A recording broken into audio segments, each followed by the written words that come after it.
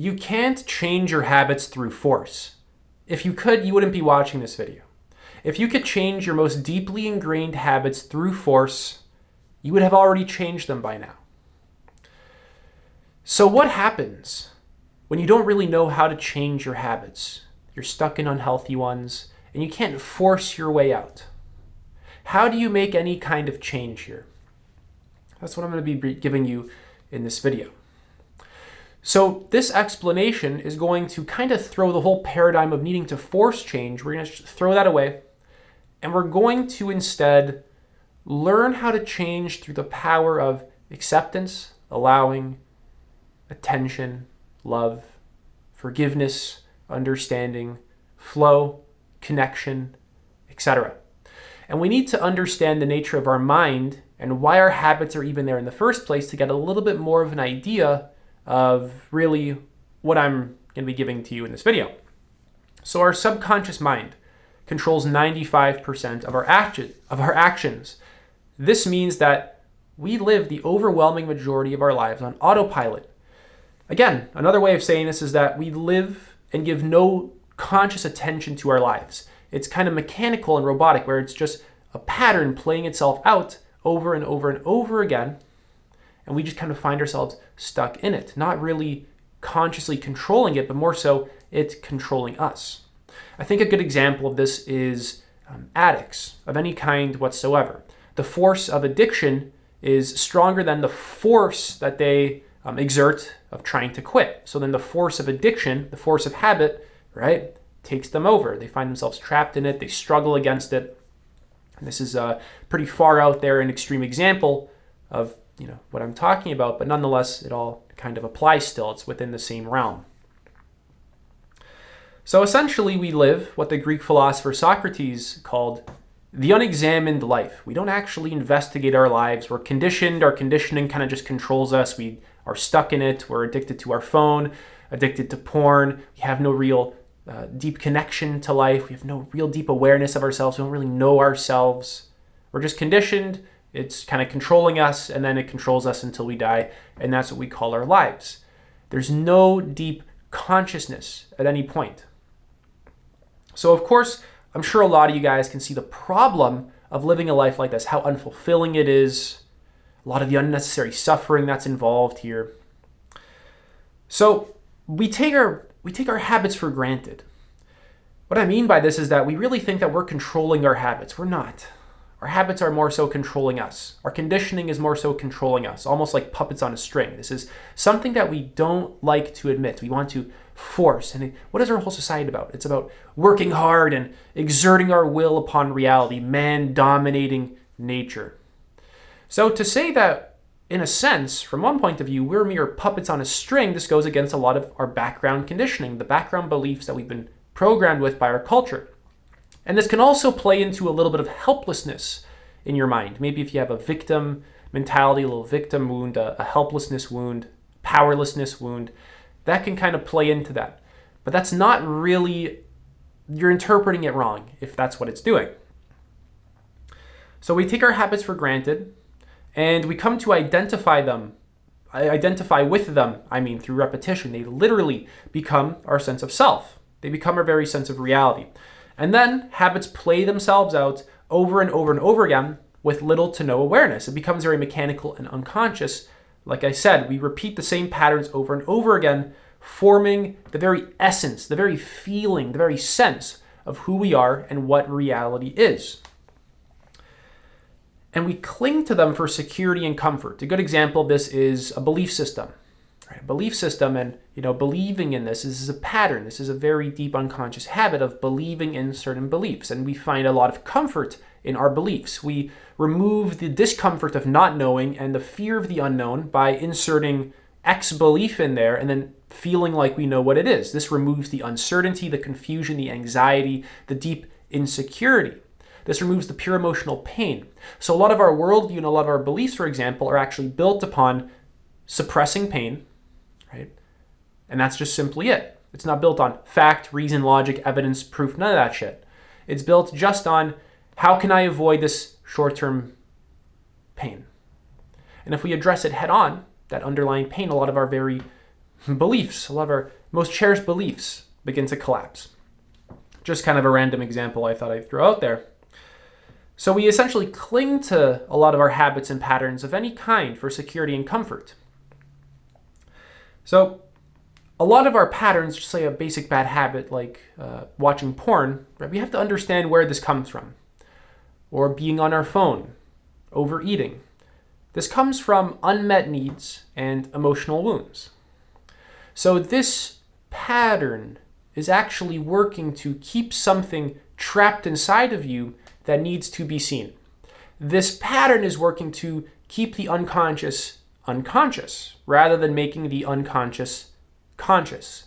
Instead of bringing your shadow to light, it's keeping the shadow in the dark. I just thought that you should really know that, right? Pause the video, contemplate that one for a little bit. What are my patterns actually doing? What are my bad habits actually doing, right? We'll discuss this very shortly, right, in some more depth. But for now, I want to actually give you a list of habits that are obvious and some that are not so obvious. So the obvious ones can be, let's say, reading or meditation, right? Healthy eating, exercise, things like this.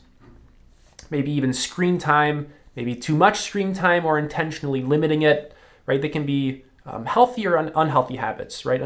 Unhealthy ones would be maybe like caffeine reliance, poor posture, overworking, things like this. Spending too much money, drinking, etc. And now I want to give you some habits that are not so obvious, but that you actually still do, most likely, at least quite a good chunk of these. Seeking external validation, the avoidance of emotions, anxious thoughts, and worst case scenario thinking, closed-mindedness and dogmatic behavior, defensiveness, projection, resisting change, self-criticism and self-judgment, chronic busyness, always never having enough time to do anything, always busy, overgiving and ignoring small pains and stress signals. So like I said, our negative habits are actually coping mechanisms for unprocessed emotions and unresolved needs.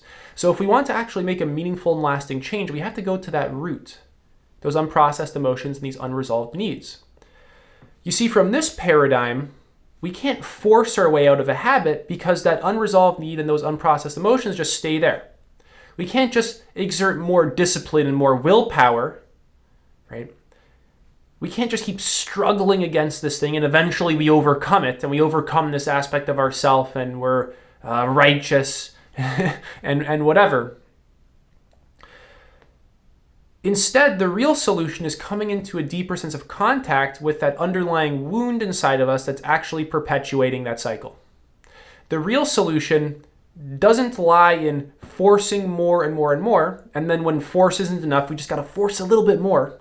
This is itself a pattern. This is itself a habit that's keeping some unresolved need and unprocessed emotions trapped. It itself is keeping the unconscious unconscious rather than making the unconscious conscious. To give attention to a habit weakens its compulsion. I want to remind you of what I said in the beginning of this video, that the habits happen with little to no conscious attention whatsoever. It's very subconscious. In fact, 95% of the things we do are subconscious or unconscious, meaning that we're not actually applying any conscious awareness to what's happening. We're not applying conscious attention to our experience. Rather, our experience is just controlling us. Our conditioning is controlling us. And once you begin to apply consciousness to the unconscious, once you begin to apply attention to the habit, you weaken its compulsion, its grip on you. To give attention to the condition underlying the habit robs it of its motivation. I want to actually explain in a bit more detail what this really is. So give attention to any feelings of sadness or frustration or boredom, etc., without intending to stop those feelings. Let the attention you give your habits and the underlying feelings, or what I mean, let the attention that you give your habits, and the underlying feelings, Be as gentle as you can. Make it loving, unforgiving, and peaceful. You're, again, trying to throw away that force paradigm, that pure willpower paradigm. And instead, you're trying to just meet experience as it is. You're trying to see into the truth of what is really going on. You're trying to use your awareness, your attention, to kind of just notice some deeper underlying phenomenon that's actually controlling you. So when you're sad and then you feel the need to overeat or the need to distract yourself, or you're bored, so you chase stimulation and then it overstimulates you and you're always on your phone, instead of trying to just force yourself to quit, it never really works. Then you shame yourself, you criticize yourself, and then that leads you to wanting to just, those uncomfortable feelings lead you to just wanting to do more of that same pattern to escape, right? Instead of always being stuck in that and expecting that one day this will actually change, instead, you're giving attention to your habits, conscious, present moment attention to the habit, right? You're learning to actually become conscious now and just observe the habit and observe the underlying feelings that are driving you to do the habit. This begins to weaken the structure inside of your mind and body that's always acting out this habit. Because it's conditioned into you. The habit is literally conditioned into you. So the only way to actually decondition yourself is to do exactly that. It's to decondition yourself. Forcing it isn't going to decondition it. Observation will. Awareness plus being able to feel the physical sensations of that emotion. This is the core of being able to dismantle habits for good. This is the core of being able to really see why you're doing the things that you're actually doing. So keep in mind that you want your attention to be loving, forgiving, peaceful. You want it to be a gentle attention, right? We usually want to, again, force our attention. We want to be forceful. We got to apply it. Right? It becomes, again, like this military-style boot camp. We don't want that here. Right? We want to let go of the force temporarily. Right? Try that again later. Right? It'll come back later. I can guarantee you that. That habit is very strong. But for now, just experiment with this sincerely. And the way to really do this is to start a meditation practice so that you learn how to actually be present, be attentive to your experience, be attuned to your experience. Because meditation is just observation. It's just witnessing what's happening, feeling the physical sensations that are happening, becoming attentive and attuned to the present experience. And this relationship to the present brings more harmony, brings more feelings of wholeness, brings more internal integration. That is going to dismantle a lot of the unresolved needs and wounds that lead to you always needing to chase something. And it'll actually allow you to listen to your true desires. Right? Your true desires, not the false desires, the desires that come from unresolved needs and wounding, right? That keep you wanting more and more and more, endless sex, endless status, endless external approval. But your true desires, the ones that come from intrinsic motivation, your genuine life path, the desires that come from curiosity, from a sense of purpose, meaning, the desire to master something, from a connection to yourself. Right? Your false desires disconnect you from yourself. So again, this kind of stuff connects you to those true desires, to that inner guidance system that you have, to your intuition as well. You can even thank the habit for trying to get your needs met and to actually keep you safe, because the habit isn't this evil, terrible thing. We like to demonize our habits. We want to quit them, get rid of them. But the habit is actually trying to help you. The habit is trying to keep you safe. It's trying to get needs met. It's trying to keep you feeling good. It's just that this small fraction of you doesn't really see the bigger picture. This small fraction of you doesn't really know exactly what it's doing because it's so disconnected and fragmented from the whole. It's acting out of fear, tensions, etc. So you can thank the habit, and you can thank it for doing its job for so long. And you can thank it not to get it away, not to remove it, but just because you're able to appreciate it sincerely. And as you're doing this, you can recognize that it's actually moving to a late stage of its lifespan, and that it's going to soon pass on. So now I want to give you some questions to actually just, connect you to your experience a little bit more. What energy is beneath the habit? What is the feeling beneath the habit? What is the unresolved need that the habit is trying to meet? Is it security, safety, self-esteem, the need to be productive, the need for connection, right? Just essentially what needs it trying to get met? And recognize that the actual getting of that need met feels way better than reaching for porn or playing video games because you need to feel like you're creating something amazing and, being productive. A lot of video games, right? You grind to the top to unlock X, Y, and Z, right? It's kind of replacing that need to achieve something, to create something genuinely for yourself that you're actually proud of and has actually come from the voice of your soul. It's come from your intuition. It's come from the pure beauty of just being a fucking live. So what is the trigger? What is the routine? What is the perceived reward, benefit, or relief gained from the habit? What triggers it? The feeling of sadness or something in your environment? You always leave your phone on the desk and plus you're bored, and this leads to you always being on your phone. What's the routine? Is it, I think a very common one is probably watching porn late at night. This is a very common one, right? Same time, similar feelings, loneliness, stress, sadness. Same time, same feelings, same environment. It's just reinforcing itself, right? You're kind of caught up in that pattern. So can you change your environment? Can you optimize it for personal success? Can you rearrange your space to reduce triggers, right? Even just rearranging your physical environment. This is very, very important, actually. You want your physical environment to lead to your success. If it's easy, if you're in an environment where it's easy to always be distracted, it's not a surprise that you're going to be distracted. If you're in a sickening environment, it is not surprising that you will be sick. So your environment needs to be very good. How can you raise your awareness of the habit? You can't really change what you don't notice. You need to maximize your awareness of the habit, just pure observation, not thinking about it. Thought is different from conscious attention. A thought is not conscious attention. A thought is a thought.